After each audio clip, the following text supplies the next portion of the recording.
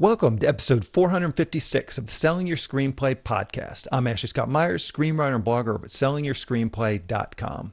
Today I am interviewing Canadian screenwriter Brandon Rhiness, who's back on the podcast to talk about his new horror feature film, Grotesque. Brandon was on the podcast before in episode 225 and 318. We talk about how he got his start in the business in 225, and then we talked about sort of some of his career achievements in 318, some of his writing assignments, and he had gotten a bunch of films made at that point. So we go through all of those in 318. He's a real hustler and is building a nice career, all while living way outside of Hollywood. As I said, he doesn't even live in the United States. So it's a great template for people to kind of listen to and understand how they can build a career, even if you're not going to be moving to Los Angeles. So stay tuned for this interview. If you find this episode valuable, please help me out by giving me a review in iTunes or leaving a comment on YouTube or retweeting the podcast on Twitter or liking or sharing it on Facebook. These social media shares really do help spread word about the podcast, so they're very much appreciated. Any websites or links that I mentioned in the podcast can be found on my blog in the show notes. I also publish a transcript with every episode in case you'd rather read the show or look at something later on. You can find all the podcast show notes at www.sellingyourscreenplay.com/podcast, and then just look for this episode, which is number 456. If you want my free guide, How to Sell a Screenplay in 5 Weeks, you can pick that up by going to sellingyourscreenplay.com/guide. It's completely free. You just put in your email address and I'll send you a new lesson once per week for 5 weeks along with a bunch of bonus lessons. Teach the whole process of how to sell your screenplay in that guide. I'll teach you how to write a professional logline and query letter and how to find agents, managers, and producers who are looking for material. Really is everything you need to know to sell your screenplay. Just go to sellingyourscreenplay.com/guide. So a quick few words about what I've been working on over the last couple of weeks. I know it's been a few weeks since the festival, but this is the first episode I've recorded since the festival wrapped up this past weekend. So I'm still getting caught up from that this week. There was a bunch of things I had to do, just sort of, as I said, just sort of catch up. I'd put some things on hold over the last couple of weeks as I ramped up for the festival. And so just playing catch up this week. Big thanks to everyone who came out. It was really nice to meet some of the listeners of the podcast. It was really a lot of fun. I got to meet some great filmmakers, see some really cool films, and just hang out with other cool filmmakers who are making movies. So I'm definitely planning on doing it again next year. So stay tuned for those announcements. I announced the winners of the screenplay contest earlier this week and the winners of the film festival. You can find the screenplay winners on our website at sellingyourscreenplay.com, and all the film festival winners are listed on our festival website, which is www.sixfigurefilmfestival.com, all lowercase, all one word, sixfigurefilmfestival.com. We have a few pictures from the event as well if you kind of want to see what it looked like. I had Michael Baumgartner on the podcast a few weeks ago to talk about his film Hollywood Laundromat. It ended up winning a lot of the awards at the festival, including our Best Picture honor and also Best Director for Michael. It's a really fun film, very artfully done, well put together, well directed, good music, good transitions, well edited, great acting. Really, Michael did a fantastic job. It's a real ensemble piece. Obviously, there's a protagonist, sort of one main guy, but there's a lot of actors in this piece, and especially for a low budget film, Michael did a really great job casting this. Lots of interesting characters and interesting actors in it. So again, just a really fun film. Definitely check this one out once it hits the VOD platforms. I don't think it's quite done yet, but it will certainly by the end of the year, it will be available on all the VOD platforms. I also did a screening of The Rideshare Killer. These screenings are some of the best parts of independent filmmaking. I can tell you, someone who's made some independent films, when you do these cast and crew screenings, they're just super fun because there's so much energy in the room. It's the cast and the crew. Everybody knows the jokes. They laugh at the right moments. They're scared at the right moments. They cheer at the right moments. So there's just a great energy when you go to these cast and crew screenings. So it's just a lot of fun. We had a lot of the cast and crew out there, as well as some folks from Selling Your Screenplay, other friends, came out, and just a really fun time. And for a lot of these films, like for The Rideshare Killer, that's kind of, at least in terms of the exhibition of the film, that's pretty much it. Obviously we're going to continue to market and promote it on the VOD channels and hopefully get some deals that way. But it's probably the last time that we'll be screening it at a theater. So it was just fun to do, just fun to see everybody, see the cast and crew. It's been almost 3 years since we shot that now. But as I said, these cast and crew screenings are super fun. So I'm really glad glad I was able to do that and bring everyone together one last time. Anyway, I know I've been talking about the NFT project I've been working on for the Rideshare Killer. I am back on that now. I did get sidetracked with the festival. It was just a lot of little details. I just was working hard on that over the last month or so. But now I'm going to kind of get back on this NFT project, hopefully wrap that up here in the next couple of weeks. So stay tuned for that announcement. Anyway, those are some of the things I've been working on over the last couple of weeks. Now let's get into the main segment. Today I am interviewing Canadian screenwriter Brandon Rhiness. Here is the interview. Welcome, Brandon, to the Selling Your Screenplay podcast. I really appreciate you coming back on the show with me. Thanks for having me on once again, Ashley. I always love being on your show. I used to listen to it before we ever actually spoke. I listened to, when I was first starting, I listened to all your early episodes, and it really helped launch my career. I basically just copied exactly what you said to do. I was like, I'll do exactly the same thing. Well, good. And I'm it glad started working. Yes. And then I kind of molded into my own methods. And then here we are, and we're both making movies. Yep, exactly. Perfect. And that's just a great success for you. And it just tickles me every time I do talk to you, because I know that, doing this podcast, I'm just here in my room by myself, and you never know if there's actually anybody out there on the other end actually consuming this. So it's good to know there's at least one person that's getting something out of this podcast. So you've been on twice before, and I'm just going to tell our audience, episode 225 was the first time you came on, and that was really your background. We talked some about that, sort of how you launched your career. So definitely check that out if you want to learn more about Brandon's background. And then you came on about 2 years ago on episode 318 to talk about your feature film Hot Box. So you can talk, people can go back and listen to that episode as well. And now today you're back. You have another feature film, a low budget horror film called Grotesque. So we're going to talk about that film.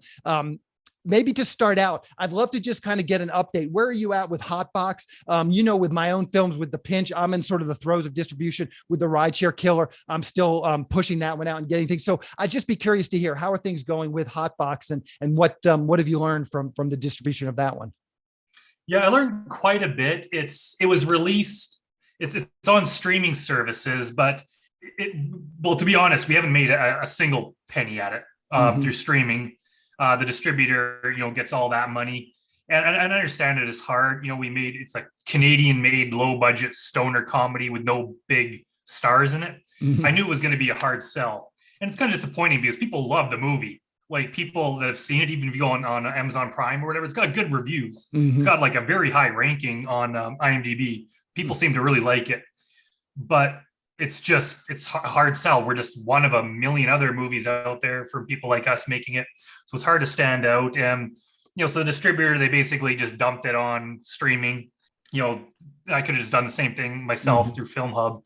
Did they give you some support? I mean, one of the big arguments to go with a bigger distributor, a more traditional distributor, is that they can, they have contacts and they have potentially an arm to do some marketing and stuff. Do you feel like they've helped at all with that? Just the marketing, some of their contacts? No, I think they did. They made a few Facebook posts, but none of them even got, as much engagement as when I do my own.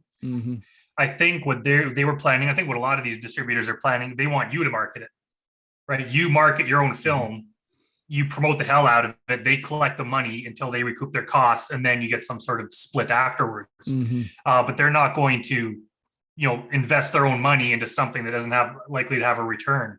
So I just don't like not having that control. And, the first movie, it was supposed to be called Cold Comfort, but our distributor, they changed the title, changed the artwork, and then released the movie without even telling us. I didn't find out until someone messaged me on Facebook and said he's like, I found your movie in Walmart, but it's called something else. And I'm like, what? So we went and looked. It's like, yeah, they changed the title to The Project, which doesn't really make sense. And of course, we haven't made a cent on that one either. So basically, I put all the effort into raising the money, a lot of it being self-funded and, through crowdfunding to make these movies. And I got 2 in a row that just have had absolutely no return.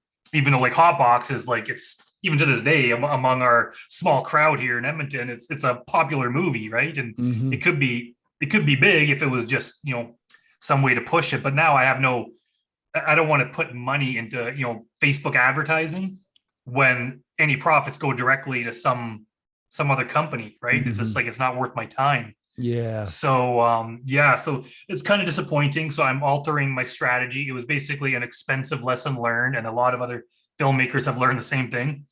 And a lot of others are going to learn. Hopefully, they Yeah. can avoid the mistakes that I've made. But yeah, going forward, yeah, I'm taking a different approach. Gotcha. And we'll get into that with your new film, Grotesque. So let's dig into that real quick. Maybe to start out, you can give us a quick picture log line. What is Grotesque all about?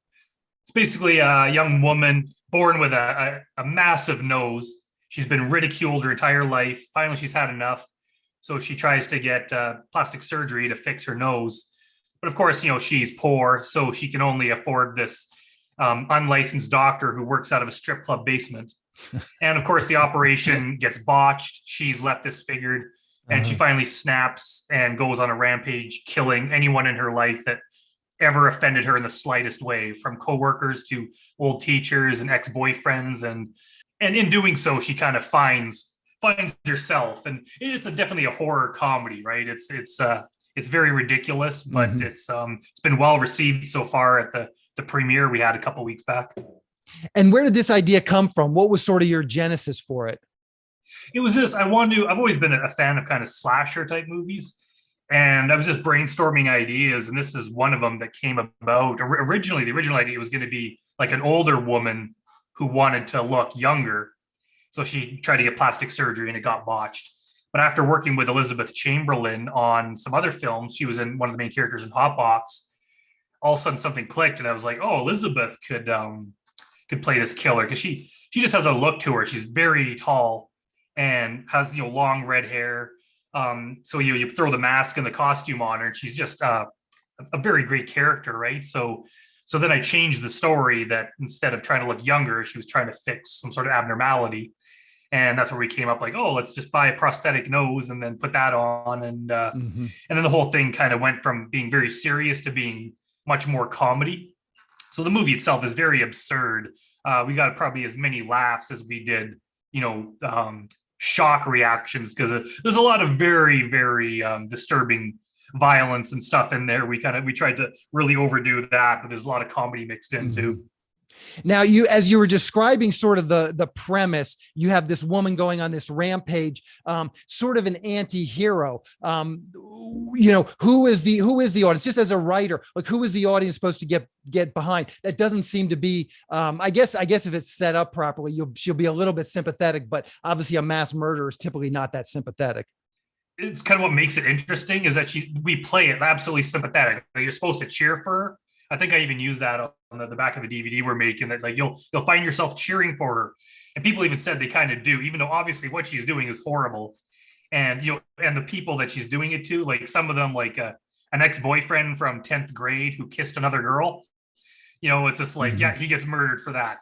So these things that she's avenging really don't need avenging. But we just play it kind of like, if you've even crossed her in the slightest way, like, she's coming for you.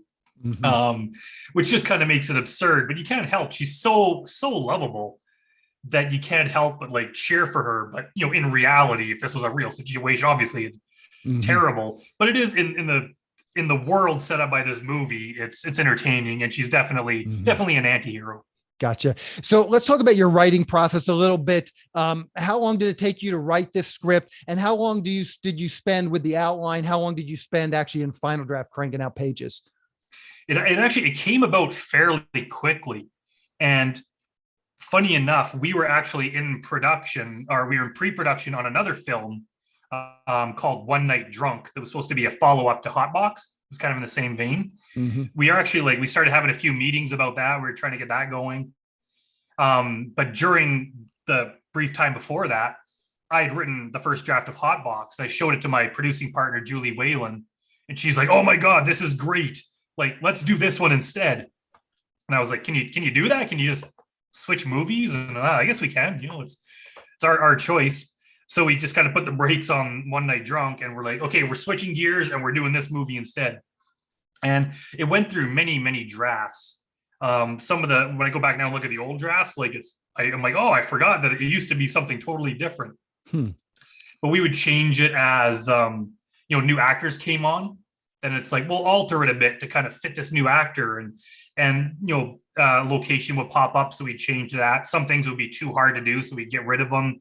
But then other things that we could do, so we'd add that in. So it kind of just kept changing, even as we were shooting, it kept changing.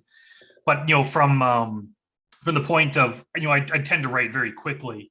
So from just going from outline to treatment to script, I can't remember exactly. This is like 2-3 years ago now, but it was very quick. I'd say like a couple months probably, and then we just did revisions constantly, and I refined it down.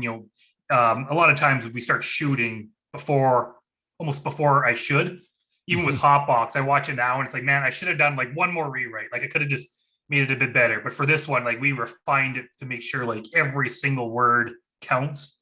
And I think I'm pretty happy with the way it turned out. Mm-hmm.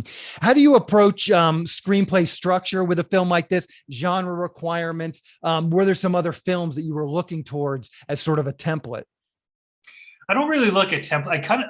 I mostly just do my own thing. I kind of have my own style, especially when I know I'm going to be shooting my own script. There's a lot of corners I can cut, especially with descriptions and everything. It's like I know who's going to be cast in this part, so there's no point in me, describing their character, because it's just I know who's going to play the part. So I kind of just have my own bit of a shorthand version that I do. When I get hired to write for other people, I tend to write a slightly more traditional type screenplay, or I write it in the way that they ask for it. Sometimes they ask for more detail or things that I wouldn't normally do. But if it's like writing for hire job, I'll do that. But I kind of just have my own system that me and everyone on my team have kind of grown used to. And my scripts, a lot of them tend to be shorter because of that. Like I get right to the point. I think Grotesque was like 80 or 82 pages. So it was a short movie, but it's a very short script as well, because I just don't waste a lot of time formatting things and a lot of description. I just like, this is what's happening, right to the point. One sentence is enough description. And you can see when the movie comes out, it's not like we're losing a lot of information. It's still well done, but it's just, you don't need to describe a lot of things that, if it's unnecessary. Do you find when you're writing, like you just said, it was 81 pages. Do you find that does translate at the end of all of this to a movie that's 81 minutes? Yeah, it always somehow works out to a page a minute, roughly. But even the first cut of Grotesque, I think it was like 90 minutes. And then just through chopping things out and refining it, it ended up being 81 minutes. So it somehow, between editing the script and editing the video, the movie, it always roughly ends up to a page a minute. So I still use that as a very rough guideline. But yeah, I'm very generous with my editing. Like I cut out any unnecessary words from the script to make sure it's as tight as can be. And then the same with the movie. I cut out anything if it drags a little bit, it's just cut it, just to make sure like every second is as entertaining as it possibly could be. What were some of the lessons you learned writing this? Were there some difficulties that you encountered with a low budget horror movie? Maybe you can speak to that a little bit. Yeah, there was a lot of things. A lot of it too is we'd done some kind of like blood effects and that kind of thing before, but nothing on this level. And I just flat out did not know how to do it. And we had a very small crew. And actually our makeup artist who did a lot of the effects, Jamie Clark, I mean, she's amazing, but she was right out of school. And she actually missed her final exam. She had to reschedule it because she was working on our movie. Her teacher let her do it early or late or something because she was getting a job on a movie. And since then, she's worked on a bunch of other movies and stuff. And she's an important part of the team. But she was still kind of learning too. And we'd never worked with her. So I could write a beheading in the script, but I'm like, can we really do that? How is it going to work? And there were some things that worked better than we thought. There were some things that didn't work. And so a lot of it, I kind of had I'll write it in the script as, a guy getting his head crushed, but we have to be prepared to do something simpler or cheaper if we can't do that. So there's a lot of rooms we had to be flexible. And of course, there was one part we had this main scene that was supposed to take place at a hair salon. Where she kills a bunch of people in this hair salon. And it was, day or two before we were supposed to shoot, all of a sudden the owner was worried about getting blood on the floor. So basically we lost that location. and we were in the middle of production, so we didn't have time to look around. So luckily, Julie Whalen was on the phone trying to find another location. She finally found a massage place that would let us shoot in there. But of course, it was completely different setup. And instead of being one big room like a hair salon, it was like a tiny little lobby with a bunch of small rooms, which didn't work. So we had to show up and then rewrite the script like while we were there. We're already behind you. We'd already been shooting for 8 hours, and all of a sudden we show up to this place and we have to shoot all these death scenes. And everyone's like, "Hey, where are we setting up? Where are they standing?" I'm like, I have to rewrite the whole story because now it's different, right? And we basically just had to wing it. And even as we were shooting it, I was like, "Man, this is not good. Like, we're gonna have to redo this because like it's like you can be rushed to a point, but you can't just make it up as you go, right?" Mm-hmm. And but once I cut it together, it worked well enough. It kind of worked. And you just have to be on the ball like that and be prepared for changing things as needed. You have to be able to move quickly because especially in indie film, things always go wrong. People don't show up, you lose a location, it's raining, it's snowing, it's something will happen. And it's like, well, you still have to shoot because if we come back the next day, it's gonna we got to pay the whole cast and crew for another day of work, and we just don't have the budget. So there's so many things like that we had to just be able to be prepared to maneuver around, and in the end, it all worked. Mm-hmm. How in the world did she talk a massage parlor into letting you guys shoot there the same day like that? We gave the owner a small role in the movie. I got you. So what does your crew actually look like on a film like this? Maybe you can kind of just tell us how many people you have. You have a cinematographer, AC, maybe just tell us like, what does a crew look like on something like this? Yeah, we had like our director of photography, James Hastings, he's a machine. For the most part, we had no AC. It was just, he was doing absolutely everything. He was doing his own focus, doing his own lighting just by himself. So we had him, we had a sound guy, first AD, makeup, and then the art people, the kind of set deck props, they were kind of all, art department was basically James and Laura doing that. And they couldn't even be there all the time. And we were also doing it during COVID, so we had to limit the number of people. So sometimes they would just deliver the props and everything and the set deck, and we do it ourselves. So yeah, it was 5 or 6 people. Everyone else kind of filled in. One day we didn't have a first AD, so one of our actors actually stepped in and kind of filled in for a day. Mm-hmm. So it was basically all hands on deck, and everyone was kind of doing everything. But I'd never worked with such a small crew. Usually we have at least 2 people in the camera department, so it's a testimony to how awesome James is to be able to do that himself and do it so quickly that we were able to keep the schedule. Yeah, for sure. Okay, so once you guys had a script that you like, what was your steps to raising the money? How did you go about actually putting the financing together? We shot a trailer. It's probably 3 years ago now. We filmed it. I think we spent 2 days and we just filmed the trailer. It was like 2 minutes long, maybe 3 minutes long. And that got quite a bit of attention just on YouTube and just, in our general area, people liked it. And we used that to kind of just get the ball rolling. And then, then of course, like COVID happened and kind of slowed us down a bit. But we eventually got to the point, I think we had a few $1,000. We basically had enough to like shoot for 2 days. And, it wasn't enough, obviously.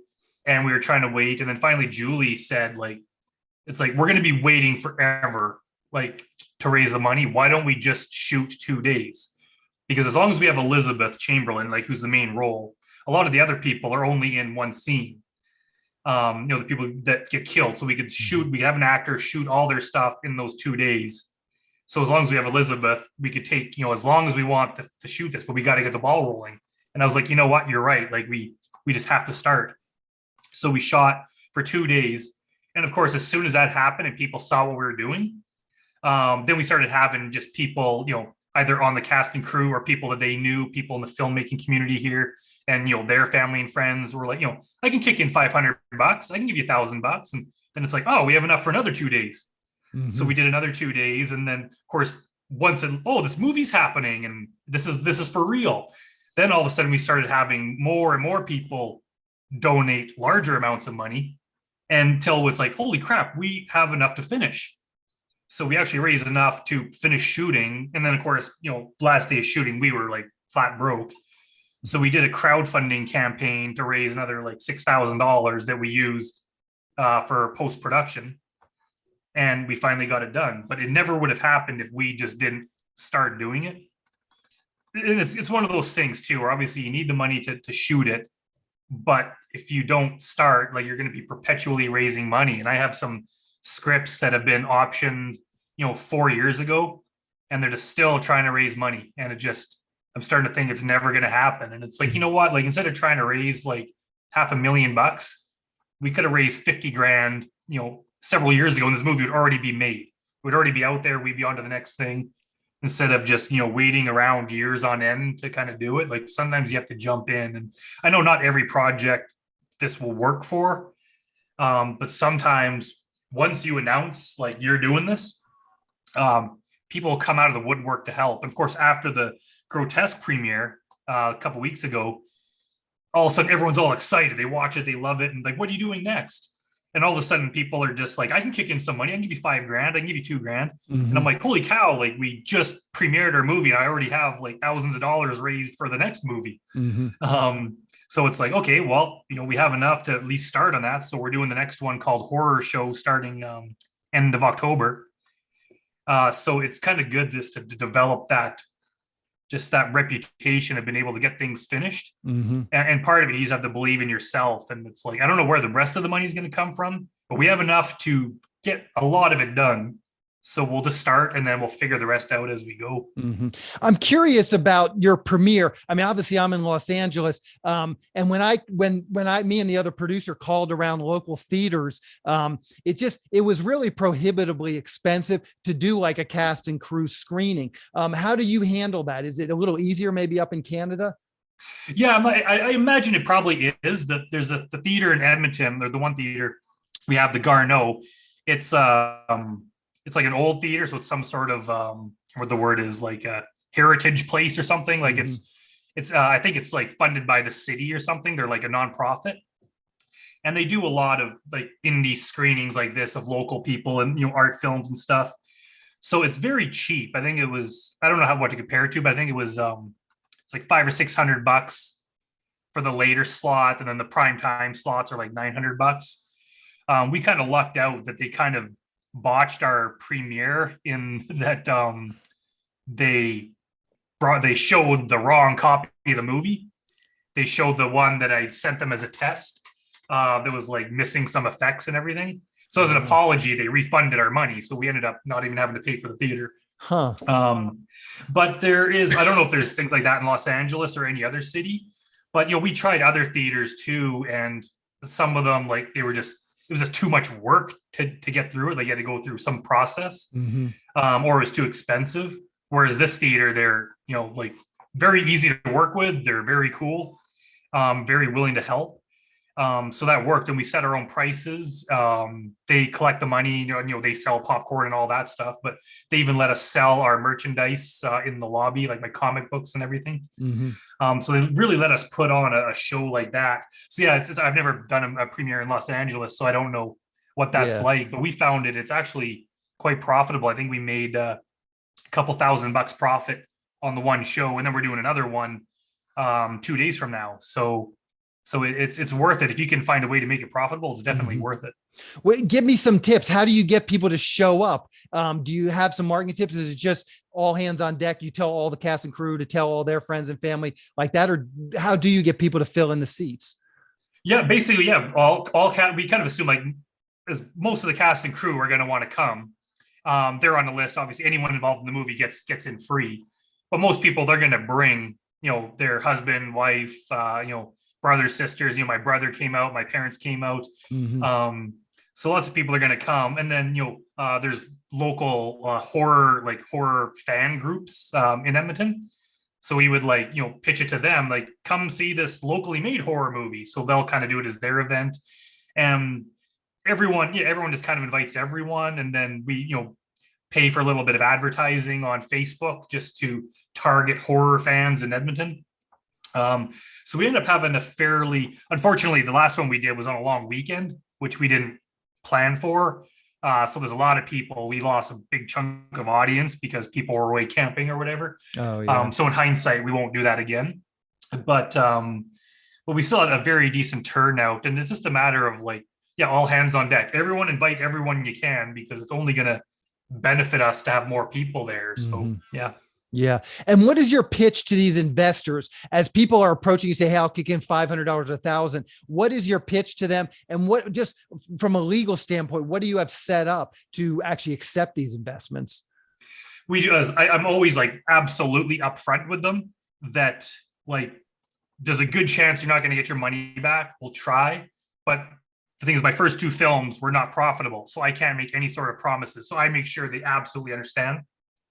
And most of these people, they're a bit older, they have more disposable income, so I'm not taking advantage of anyone. Like anyone that was struggling, I wouldn't do this. But let them get something out of it, right? They want an acting role. It's like, it's been my dream to be in a movie. Like if I could just even have one line, like I'll give you $2,000. It's like, all right, we'll put that in there. They get to have a little bit. Some of them, they just love to be involved. We had one guy, Curtis Davis. He gave us some money for crowdfunding. He's an older guy, but he was so excited about the whole thing. He was at the premiere. He bought a movie poster and he was going around getting everyone to sign it. And everyone was calling him the poster guy because, he was like a kid in a candy store, right? He's just, I want to be involved in any way I can. So I was like, all right, well, we're doing a new movie. If you can help us out with some money, we'll give you a small role and you can be part of the producer team. And so he's ecstatic, that he's part of it now. So I make sure they get something out of it. Elizabeth's dad, he put in some money because obviously, it's helping out his daughter a bit, helping to get her movie finished. So as long as you can find a way to make it worth their while, other than paying them back the money in case that never happens, and as long as you're completely transparent, and I usually make a deal that like once the money starts coming in, then we'll start paying you back. We'll work out some sort of deal that everyone will be paid back equally until that, and then we'll split the profits. It changes each time, but I'm always up front because I know a lot of filmmakers try to talk a big game and we're going to make you all this money and this movie's going to be huge. And it's like, I kind of know that I can't honestly tell someone that when I know it may not be true. But a lot of people just want to get involved, and they're not giving me $1 million or any sum of money that's going to potentially, cripple them financially. No one's going to lose their house because they kicked in, $500. So as long as that, and the thing is, I put in a lot of, my own money over the years, and, I basically do all this for no pay too. So they can kind of see that it's not like I'm taking a big salary myself.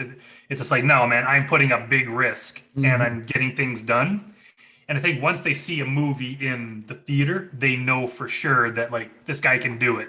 Because there's so many other movies. I've even optioned scripts that have just been languishing for years and never get done. A lot of people even shoot movies, and then 3 years have gone by and it's still not released. So I think once they could say like this guy can say he's doing a movie and have it shown in a theater in a reasonable amount of time, that's someone that like I can give some money to, and it's going to pay off down the line. They'll get to see their name on the screen. So as long as you kind of develop that reputation, people will start trusting you.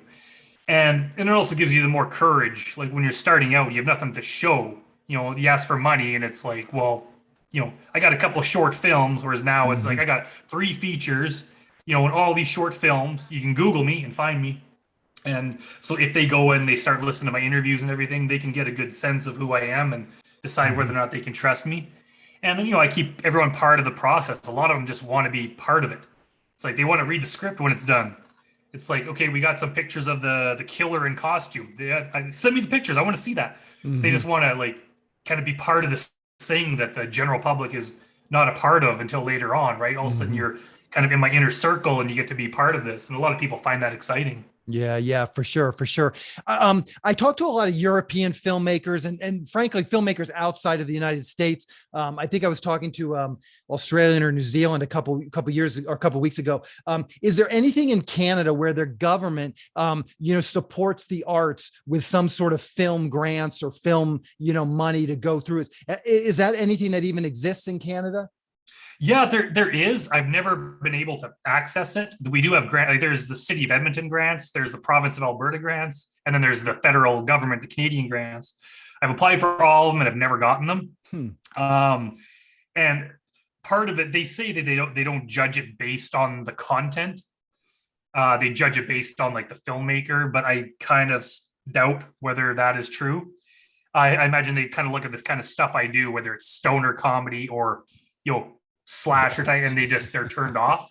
I just have that in the back of my mind. And I know there's a lot of it too, is that people complain that all the money goes to Toronto and Vancouver. It goes to all the people that already have the money. It goes to like, who's that famous, like Steven Soderbergh or whatever his name is, the guy that makes these multi-million-dollar movies, he'll get the money, and the indie filmmakers in Edmonton will just get screwed. But it's like, all the Canadian money, it's like 80% of it goes to Toronto and Vancouver. And then you'll get one out of Calgary, one out of Montreal. And it's I know that comes up, that it's always been an issue of just having access to that money. And they do have whatever their tax incentive is. It kind of changes all the time depending on the government. But a lot of it, you have to have a budget of at least like 50 grand or something before that you can apply for this 30% tax credit. I can't remember what the exact rule is. Yeah. But we usually have budgets of lower than that. And so we just can't access it. But that's kind of the next step. Even for Grotesque, we applied for a grant and we got denied for some stupid reason. I think they said it's like we didn't demonstrate that we had the ability to finish the project or something. And I was like, I've made so many movies before. Like, I'm probably the number one guy to finish this damn thing. But but of course they can reject you for whatever reason they want. So I'm probably going to continue trying to get those, but I'm going to forge ahead, assuming I'm never going to get a cent from anyone like that. And I'm going to have to just fight and raise the money myself. Yeah, that's probably the right attitude, I think. So you mentioned that you've been doing some of these rewrite jobs. Maybe you can talk to that a little bit. What have you been working on? What have you been hired just as a screenwriter recently? Aside from these independent films that you're doing. I've started getting some bigger projects. I wrote a draft of a movie that just finished shooting, I think last week, a feature here in Edmonton. It was a pretty big one. It was nice. Funded by a guy who he was older guy. He had no experience making movies. He was just independently wealthy, decided he wanted to make a movie, had this idea, and he's going to fund it with all his own money. So he hired me to write a draft of it. And then, he rewrote it himself and then hired other writers. And I don't even know how it ended up, but yeah, they just finished shooting. Yeah, it's a gig. I think that was only like 2 months ago, maybe 2-3 months. He went from basically, I have a movie idea that I want to get made, to finish shooting his first film in like 2-3 months. Like, it was very quick. I know there's a lot of people that are like, I even recommended a first AD to him, and she read it. She's like, there's no way we could, like, we can't start this in three weeks. We got to, like, we need to prepare. And he's like, no, we're doing it. So I did that one. That was a bigger one. There's a new studio in Edmonton that opened up, and they hired me to write a couple drafts of a horror movie for them. That was a pretty big project. And how are you meeting these people? Are these just by being in the local film community? These people are hearing about you? Yeah, I think both of those was someone recommended me, or they Googled me or something. And that's what another thing I found too, is that, like, as a writer, like, you're not as high profile. If you're strictly a screenwriter, your name doesn't get out there more. But as a filmmaker, it's way easier to promote my name. And since I write and direct everything, it's kind of like my screenwriting is writing the coattails of my filmmaking. So I'm very well known as a filmmaker. So when it comes time that someone wants a writer, if they Google me or ask around, I'm kind of a more well-known name. But it's only because I've got the publicity of constantly doing these movies. If I'd never made my own films, I doubt I'd be anywhere near as successful as a screenwriter. So I think even if you write and direct your own short film, that's going to give you publicity where people are going to notice you more when it comes time to hire a writer. Because I always say written and directed by Brandon Rhiness. So, he's a writer. So I've always kind of found that. Yeah. I think that's excellent advice. So I always like to wrap up these interviews just by asking the guest if there's anything they've seen recently that they could recommend to our screenwriting audience. Netflix, HBO, Hulu. Is there anything out there that you're currently watching that you think is really great? I don't watch a heck of a lot of TV like that, but I have been watching. I don't know if anyone's heard of the old British sci-fi show Red Dwarf. Huh, no. I recently, it started in the 80s and it's still going to this day. I recently just bought the box set and I've been going through and watching that entire series. So it's a comedy sci-fi. It's mega popular. It's in the same vein as like Doctor Who. And I know over there in England they have annual like conventions all about Red Dwarf. Huh. Apparently I think in the 90s they tried making an American version of it and it just didn't fly. So it's kind of well known over here, but it's a distinctly British thing. But if you like that kind of thing, check it out because it's reminding me growing up and watching it when I was a teenager. Gotcha. Yeah, that's a great recommendation. How can people see Grotesque? What's the release schedule going to be like for Grotesque? Well, in 2 days from now, when we're filming, showing our second screening, basically the day after, we're going to announce where it's going to be. So I think by the time this interview airs, it'll be past that. So it is available in the US on Amazon Prime. If you just look up Grotesque, just make sure it's the one with Mildred on the cover that has my name on it, because there is a Japanese movie with the same name that came out 20 years ago. Unfortunately, it's not available on Amazon in Canada, which is stupid. I don't know why they do that, but in Canada, it's available on Plex. If you look up Plex, it's available to watch on there. So yeah, just Google it and you'll have it. Of course, if you just follow me or you follow Grotesque on Facebook, I'll be sharing those links if that's easier for you. But yeah, the movie's out there. And actually for the first time, we're releasing DVDs. I spent the last few days burning my own DVDs, and so we're going to have Hotbox and Grotesque available, and a brand new found footage movie called I'm Haunted, all available on DVD. So if you wanted one of those, just check out my Facebook page and find out how to order one of them. So perfect. And that leads to our final question is, how can people follow you? What is your Facebook page, Twitter, Instagram, anything you're comfortable sharing? I'll round up for the show notes. Yeah, just look up my name, Brandon Rhiness. Just look that up on Facebook and Instagram and Twitter. And then my company is Higher Universe. So if you look up Higher Universe on YouTube, I have all of my short films. You can actually watch Hotbox on there. I just uploaded it to YouTube. Basically, hope the distributor didn't say anything, and they haven't. So you can watch it on there. All my short films and other projects I've done. So yeah, check it out, and send me a message if you want to reach out, and if you have any questions or anything. I like helping people, explaining my process and how I get these screenwriting jobs and everything. So let me know if you have any questions or anything. Perfect, Brandon. Again, I just really appreciate you coming on and taking some time to share your journey. It's always inspiring talking to you. So I look forward to having you on again. I'm sure you'll be done more movies to come and tell us about very shortly. Yeah, I definitely hope so. Thanks for having me on. Perfect. We'll talk to you later. Yep. Bye. A quick plug for the SYS Screenwriting Analysis Service. It's a really economical way to get a high-quality professional evaluation on your screenplay.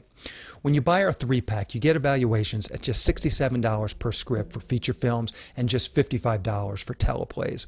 All the readers have professional experience reading for studios, production companies, contests, and agencies. You can read a short bio on each reader on our website, and you can pick the reader who you think is the best fit for your script. Turnaround time is usually just a few days, but rarely more than a week. The readers will evaluate your script on 6 key factors: concept, character, structure, marketability, tone, and overall craft, which includes formatting, spelling, and grammar. Every script will get a grade of pass, consider, or recommend, which should help you roughly understand where your script might rank if you were to submit it to a production company or agency. We can provide an analysis on features or television scripts. We also do proofreading without any analysis. We will also look at a treatment or outline and give you the same analysis on it. So if you're looking to vet some of your project ideas, this is a great way to do it. We will also write your logline and synopsis for you. You can add this logline and synopsis writing service to an analysis, or you can simply purchase this service as a standalone product. As a bonus, if your screenplay gets a recommend or a consider from one of our readers, you get to list the screenplay in the SYS Select database, which is a database for producers to find screenplays and a big part of our SYS Select program. Producers are in the database searching for material on a daily basis. basis. So it's another great way to get your material in front of them. As a further bonus, if your script gets a recommend from one of our readers, your screenplay will get included in our monthly Best Of newsletter. Each month we send out a newsletter that highlights the best screenplays that have come through our script analysis service. This is a monthly newsletter that goes out to our list of over 400 producers who are actively looking for material. So again, this is another great way to get your material out there. So if you want a professional evaluation of your screenplay at a very reasonable price, check out www.sellingyourscreenplay.com/consultants. Again, that's sellingyourscreenplay.com/consultants. On the next episode of the podcast, I'm going to be interviewing filmmakers Jameson Locascio and Adam Ambrosia, who were on the podcast in episode 374. But next week, they're back to talk about their new horror feature film called How Dark They Pray, which is a horror anthology series. They shot several short films and put them together into a feature film and are now releasing that. It's another great story, just two guys getting together and just really making things happen for themselves. They're building up a YouTube channel called Film Valor. We talk about that briefly as well. You can check that out. But keep an eye out for that episode next week. That's our show. Thank you for listening.